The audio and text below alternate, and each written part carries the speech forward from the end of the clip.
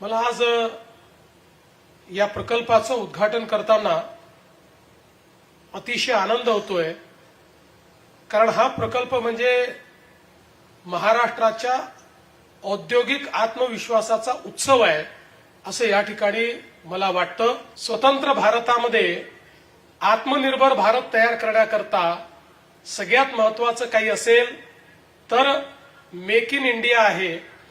ज्या ज्या गोष्टी आपल्याला इम्पोर्ट कराव्या लागतात, आयात कराव्या लागतात, त्या गोष्टींकरता जे काही इम्पोर्ट सबस्टिट्यूट आहे ते तयार करणं ही आज खऱ्या अर्थानं काळाची गरज आहे।